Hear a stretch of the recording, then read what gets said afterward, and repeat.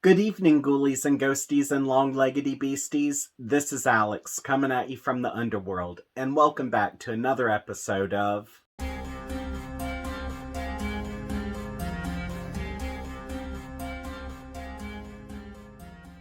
As we get into the heart of spooky season, I have a special treat for everyone, because for the first time, my best friend Connie has returned as a guest for a Halloween-themed video.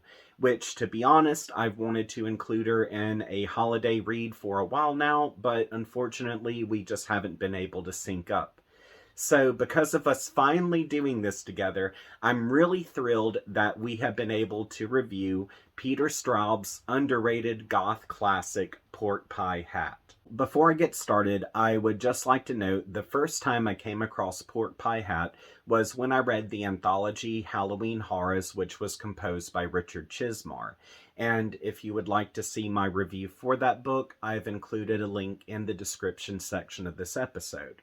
But after reading that collection, I was so blown away by Pork Pie Hat that I searched around online to see if this story had been individually published. And when I found out that it had been, I slammed my money down and got a copy. And upon reading this, I knew that I wanted to do a future video dedicated to this story because there is so much crap to pick apart in it. And there was no way I would have been able to do this story justice if I were to have reviewed it along with other tales in that collection. So this is why I decided to do my reread and my review video. Also, I would like to note that when I decided to revisit Pork Pie Hat this year, I know I wanted to gather up a buddy reading group to enjoy it with me. So for this reason, my good online friends Hanny and John, as well as John's friend Amy and my niece Abby, they also buddy read this with Connie and I. And I'm really grateful that they did because it truly allowed me to feel like I was a part of a gossiping group. So, with that said, I don't want to get too far ahead of myself. Let's see what's been new with Connie. Hey guys, I'm so glad to be back and so excited to dive into Pork Pie Hat. It's been pretty much the usual with me, work, home, my been enjoying this cooler weather, really getting into Halloween spirit. This is my favorite time of the year, and yeah, that's basically what's been new with me. Awesome. Well, now Alex, you never did share with us what our last spell did to you. Alright, Picky, if you must know, I have suffered from some hellacious hemorrhoids, and I don't even want to begin to describe the reason why I'm having to use lice cream on my nether regions. So if it's okay with you, without further ado... You sent Carrie to the hospital in your last episode. He bludgeoned me, Picky. I've been communicating with him. He's astral projecting from the hospital. Do I look stupid? Do I look like a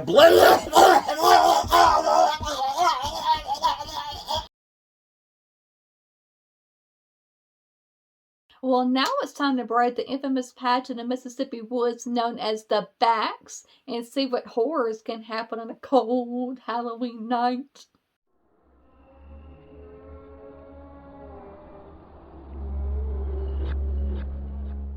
Pork Pie Hat by Peter Straub is a story within a story that introduces a nameless narrator who had recently moved to New York to gain his master's in English. And after becoming situated, one evening he decides to go to a bar, which, as fate would have it, this particular bar has a performance schedule advertising a jazz musician known as Hat, which, until this very moment, our narrator believed that Hat had been deceased. Following that night, in a short amount of time, the narrator becomes even more infatuated with Hat, and he really begins looking for any information he could find about the magician's life. And except for really a few small articles, there's really nothing there that really goes in depth or glorifies, his life or career. So after deciding he is going to be the one who tells the world about Hat, he approaches Hat for an interview. Then, after being granted this opportunity, Hat explains he can answer his questions on Halloween in his hotel room, as he never goes out on this night. And while the narrator thinks this is due to Hat being superstitious, the story that's shared on that cold October evening is one that has haunted Hat his entire life and bears good reason to why he stays indoors on this spooky holiday.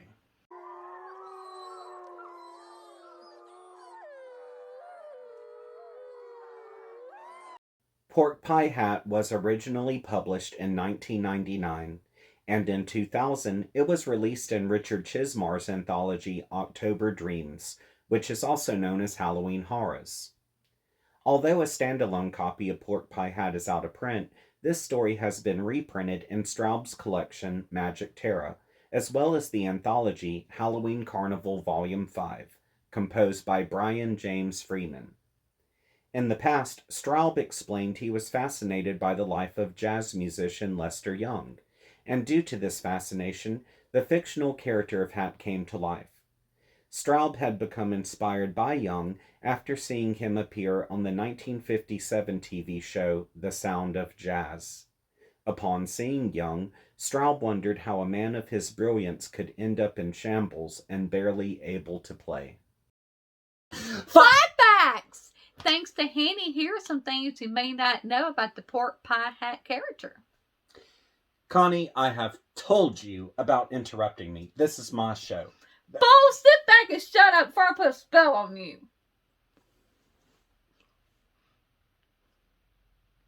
Lester Young, who had inspired the Pork Pie Hat character, was born in Woodville, Mississippi in 1909. Starting at the age 10, he played multiple instruments in the Young family band upon touring the Southwest. Yet it wouldn't be until the 1920s, after Young moved to Minnesota, that he picked up the tenor saxophone and he eventually began playing with the Bostonians. In 1933, upon settling in Kansas City, Young received recognition as he played in Count Basie's orchestra, and he became known as one of the most influential players as a jazz tenor saxophonist. In 1959, Lester Young passed away at the age of 49 due to internal bleeding from alcoholism. A few months after his death, Charles Mingus dedicated an elegy to Lester Young called Goodbye, Pork Pie Hat, and at the request of Mingus, Johnny Mitchell composed lyrics to this elegy. Thank you! Now we got that out of the way, we can head and get started on talking about the spoilers. Is that all? What do you mean? Good God, you mean to take over this show and you don't even know how to work this section? Shut up, I can too. I was doing a great job. Yeah, staring at the camera looking like a damn fool. Please, you're the fool. Yeah, well, what comes next? Come on, take two. Shut up! Take two, Connie. Shut up! Here's how you do it. Well, now that we have that covered, it's time to move on to the spoiler segment, which, if you haven't read this book before, we're about to reveal some things that could ruin the experience for you. So, if you would like to click away, just scroll down to the comments and you'll notice that we have a pinned comment at the top. If you click on the timestamp in that comment, it will direct you away from the spoilers and bring you to the thoughts section. You only have 17 seconds to do this. So, ready, set, go!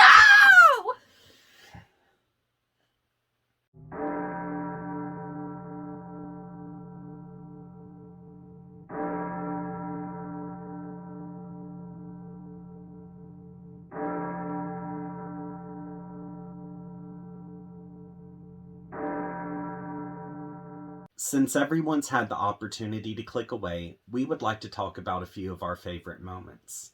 First up is when Hat and his friend Dee hear a woman screaming inside of this old shack. Yes. So, leading up to this, Hat had taken the reins of the interview and began speaking about his childhood in Mississippi, where one particular Halloween he went trick-or-treating with his friend Dee. And after they had made their rounds, Dee suggested they go to this forbidden part of town known as the Backs, where they could hopefully get a good scare. Yeah.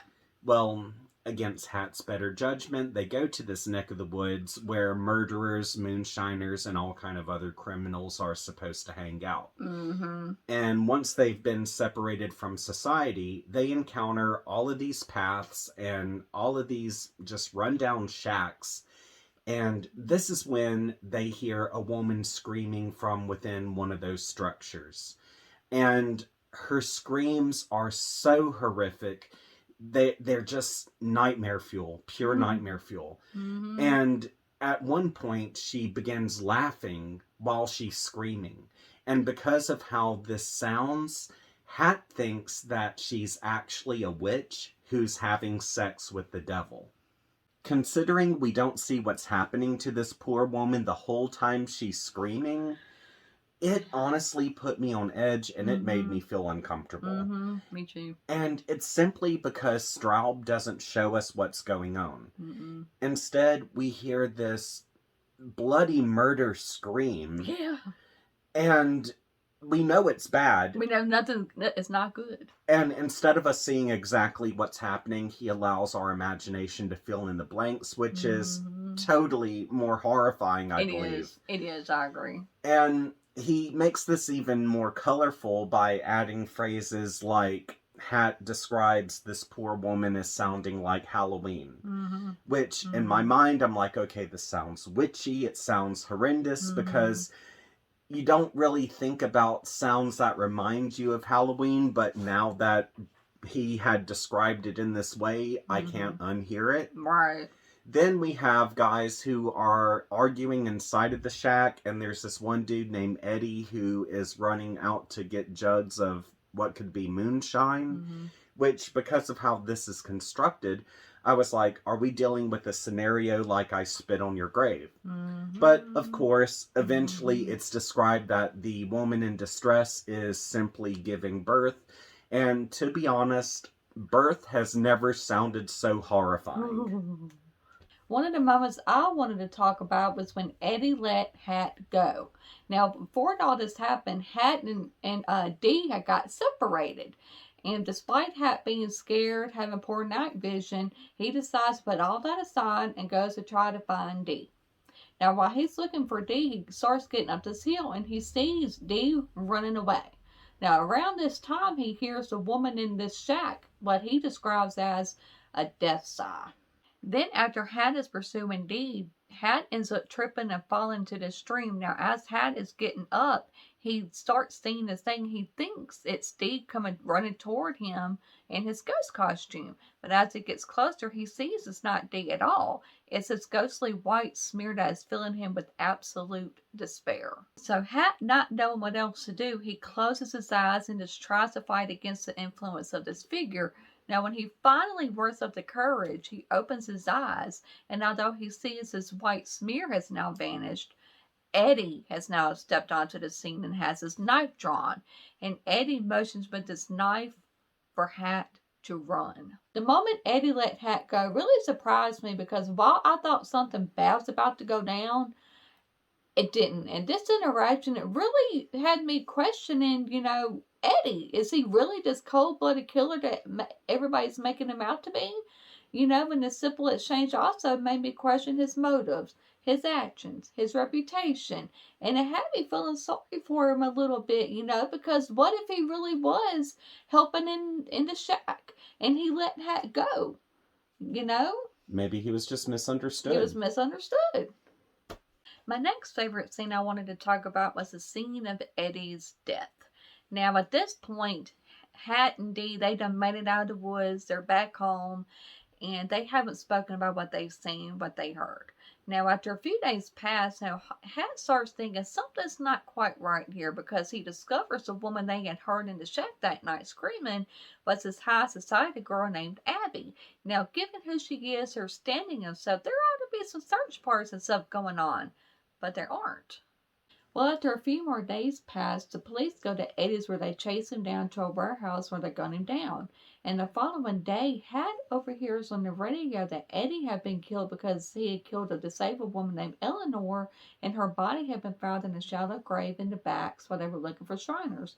And, with how everything unfolded, Hat just assumed Eddie had killed a white woman and the police got their revenge. Not long after that, Hat goes to see where Eddie was killed, and among everybody who done gathered at the crime scene, he sees Mary, who was also in the backs on Halloween night, and he's looking in her eyes and he just sees hatred, exhaustion, misery, and he notes it's like that white smear from the backs has done become trapped inside of her. Eddie's death really hit me hard. I felt bad for Eddie. He let Hat go. He did have a solid, but once it really spoke to me. How it spoke to me even more is how we were and how we still even are as a society. Here we have this black man who was gunned down and was never given the chance at a fair trial. He was just automatically guilty. Judge, jury, executioner, done. And what's more, it really speaks also how we are as a society about our morbid curiosity, how we can't look away from car wrecks, from a train wreck, how we just automatically, jump for that stuff. Look how popular true crime stuff is. It's mind-boggling. My final favorite moment was the end reveal, where we discover that Hat might have had a half-brother. So, leading up to this, Hat had finished off his interview and a couple of decades passed, and the narrator encountered the pianist known as John Halls, who had played for Hat. And as the two of them talk, John explains that Hat's dad had been, in fact, white passing, and he was also actually a Baptist minister who seemed like he was really popular with the ladies. Then, upon learning the real name of the town that Hat was from, the narrator goes there for research. And in the process, he begins reading the library archives where he learns more about Mary, Abby, Eleanor, and Eddie. Which, this is when he discovers that after the Halloween Hat had spoken of, Abby had gone with her aunt to France for 8 weeks. And Dee had actually gone to a private academy after that following Thanksgiving.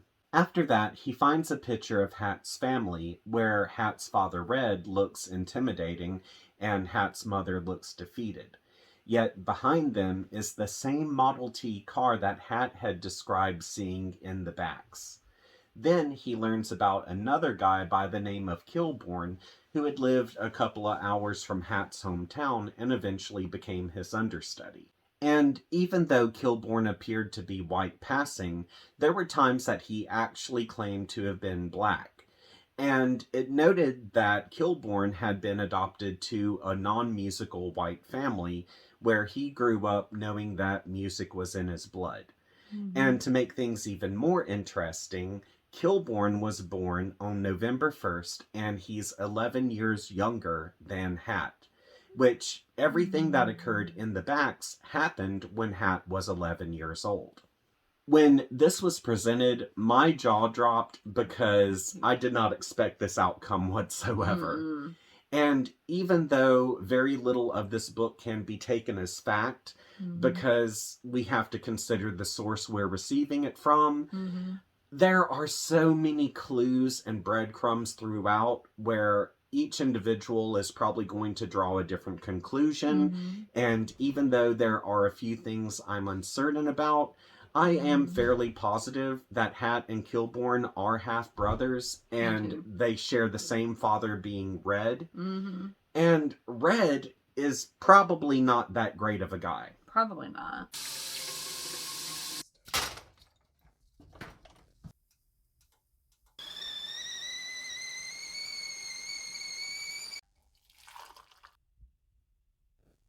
For a change, we're not going to bitch in this segment.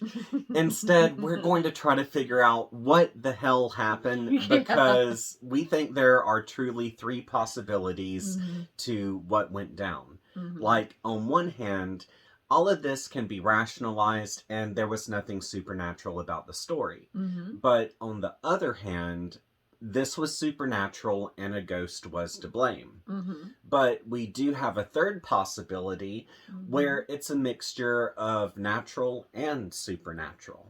Now, if we look at it through a rational lens, Abby, who comes from a wealthy family, had an affair with Red.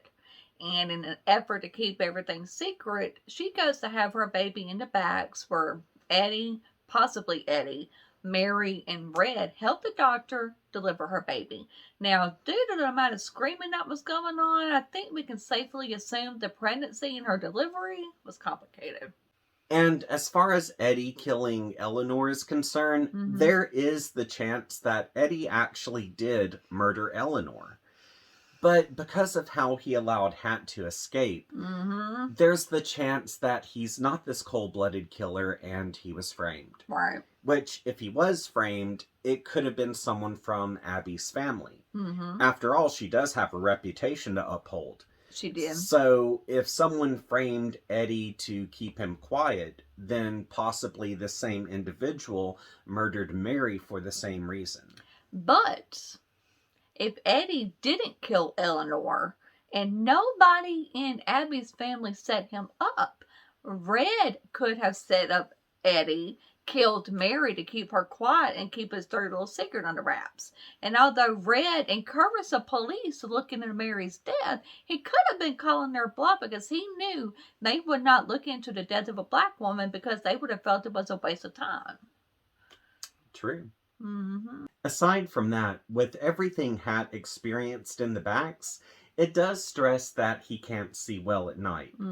So, because of him seeing this white smear at the stream, this might actually be fog, or even his overactive imagination. Could. Or maybe it was just Dee running around in his ghost costume acting a fool.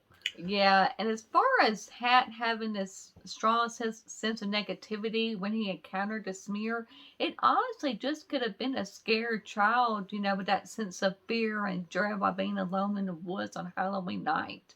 Now, if this is paranormal, early on, Hat explained he thought Mary was a witch because she had resurrected Eddie after he was killed.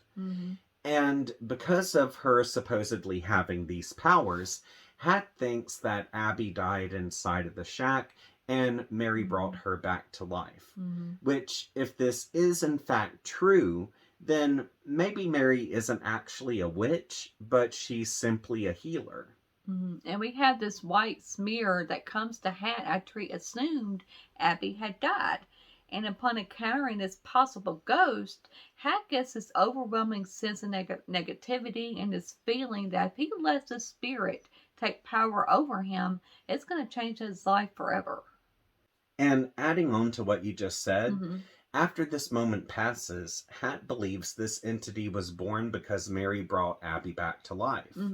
Which later, after Hat sees Mary again, he can tell that she has that white smear in her eye, and he feels that she has the same negativity inside of her that he had been confronted by in the backs.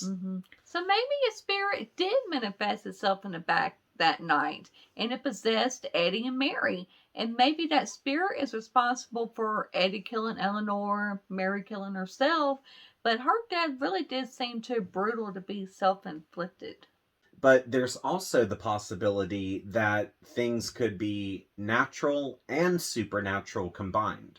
Like on one hand, we have Abby giving birth and she's having complications by doing this, which that's not unheard of. That can happen. It can. But on the other hand, we have this mysterious white smear that could very well be a ghost. And if Abby didn't really die, then there's a chance that there really is an ancient spirit residing in the backs. And since negativity draws negativity, maybe this entity is responsible for all the corruption, that have been going on in that neck of the woods. And if this white smear is in fact the ghost story part to the book, then maybe that ghost had possessed Eddie and Mary. And if that's the case, maybe if Eddie did kill Eleanor, it was because he was possessed. Possible. And like with Mary, for example, even though, like, her wounds could not have been self-inflicted because they Right. were so It brutal, was she had a brutal death. if she was possessed, Who knows what could have happened? exactly. Mm-hmm. Aside from that, there is a possibility that Hat lied about Dee ever being there to begin with, because although the newspaper did in fact confirm that Dee did exist, it could be that Hat just used Dee as a scapegoat to cover up for his own, curiosities and rebellious side. And the main reason why we feel this way is because the time in which this story takes place. Mm-hmm. Like, after it revealed that Dee was actually white, I Mm-hmm. noted to the group that there's no way Dee and Hat could have gone to school together Mm-hmm. during the years when they had supposedly been friends, because segregation had not happened in the schools in Mississippi during that time. Mm-hmm. And Hat had explained that Dee had ignored him in the halls after they had that experience. Mm-hmm. So it kind of makes me wonder, if Hat's lying about this, what else is he lying about? Mm-hmm. To be honest, this is the kind of book where everyone's going to draw their own conclusion, and I'm sure Mm-hmm. everyone will have a different concept of what really happened. Mm-hmm. Also, with how open the book is with its clues, the final outcome really made our readers group feel like we were a circle of friends, just trying to solve this small town mystery, with only fragments of the facts. I truly felt like we were standing on our front lawn after everyone has gone to work, and we're like that small little gossiping circle that's, Mm-hmm. yeah, Yeah. it was fun in It that was fun. aspect. It was fun. Pork Pie Hat by Peter Straub wasn't only a great Halloween ghost story, Mm-hmm. but it was also a great Halloween mystery. Yes. And it kept us guessing long after our read. And contributing to the power behind such a short book, we have complex characters and themes that regard the bad place scenario, small town secrets, repercussions of wanting to get a good scare, and the effects of trauma. Character wise, the cast of this book really felt human because no one seemed like they were entirely good or evil. Mm-hmm. And because of Hat being an unreliable character, it put us in the same position as the narrator, where we had to sort out fact from fiction. Mm-hmm. And to a degree, I really feel like I had to cherry pick in order to receive closure. Mm-hmm. Agreed. I really liked the Hat character. He really just seemed like such an old soul to me. And he was somebody that was full of talent, secrets, and regrets. And it really moved me. He carried himself with such strength, while dealing with all the burdens and trauma of his past. Mm-hmm. And I liked Dee too. He was such a fun character, a nosy little brave little thing that seemed like a total rascal. Yeah. Theme wise, this book deeply focuses on the bad place scenario. Mm-hmm. And as many of you know, I absolutely love when this topic comes into play because I like to see how diverse it can be with each story. Mm-hmm. Also, I really feel like this can hit home for a lot of people because Mm-hmm. I think that everyone knows of that one bad place not to go in their town or city, Mm-hmm. similar to what we see in the backs. Mm-hmm. And because of how the bad place scenario is presented in Pork Pie Hat, it gives us this wonderful, creepy backdrop that is nothing but gothic Halloween goodness. Mm-hmm. And while Straub never actually says one way or the other if the bad place is haunted or not, you get the gist, and we know without a shadow of a doubt it's bad. It radiates this negativity and bad vibes. We know it's bad. And looking at it from a paranormal standpoint, it could be due to evil spirit or evil spirits. But looking at it from a rational standpoint, Straub presented this poverty stricken place, where outsiders gather. And we know with these kind of places of poverty that a lot of crime is there and can be there, due to the people not getting the help and therapy that they need. Mm-hmm. Next up is the subject of small town secrets, Mm-hmm. which I think the art of this book is to make the readers feel like they're a part of small town gossip. Mm-hmm. And since we don't have all of the facts and Hat is unreliable in his storytelling, this really felt like we were a part of an Unsolved Mysteries episode, which, to be honest, sometimes not having all of the facts is more frightening than knowing the whole story. And the thing is, the book does a great job capturing that essence of that small southern town. You know, that kind of town where everybody knows everybody, everybody's up in your business, where you gotta watch what you're saying, what you're doing, because people are gonna find out what you did. And with all that, Straub is amazing at building his characters, but then his setting. Yes, the setting itself has so much character to it. Like, as you're going through the backs, there were times when I was reading that where it felt like, okay, yeah, I've been here before. Like, growing up in the South, you know, we've been in those seedy backwoods areas. We have. Next up is the repercussions of wanting to get scared. Or, in other words, if you're looking for trouble, you're going to find trouble. Because under this circumstance, Hat and Dee are in fact looking for a scare on Halloween night. But instead of taking a safe approach, they go to a part of town that's forbidden and it has a bad reputation. So, in a way, they are going out looking for trouble. But, of course, they are children, so they really aren't considering that it's going to be this level of trouble. But after they get out to the backs, they get more than what they bargained for, because not only do they receive the scare they wanted, but what they experience ends up traumatizing Hat for life. And that leads us to our next subject, which is the effects of trauma. Now, although we only got a small glimpse into Hat's life, we do see how his experience in the backs did in fact change him.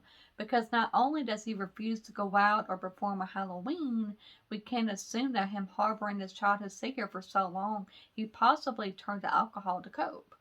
Pork Pie Hat didn't gross me out, but there was actually one scene that did scare me. And both times I've read this, it actually did creep me out.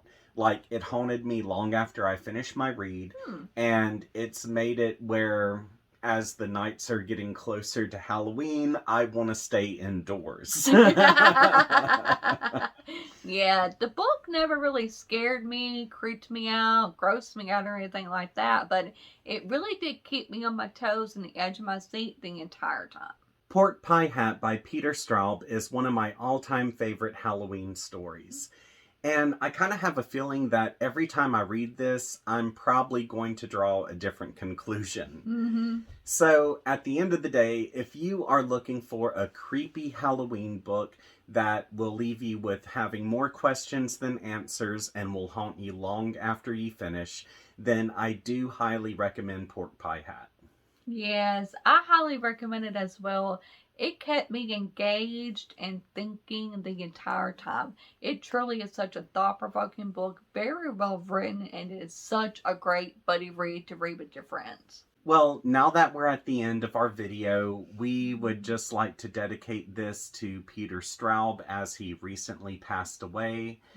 And, of course, if you have not read Peter Straub, please keep his memory alive by reading him, because he has some really awesome horror stories.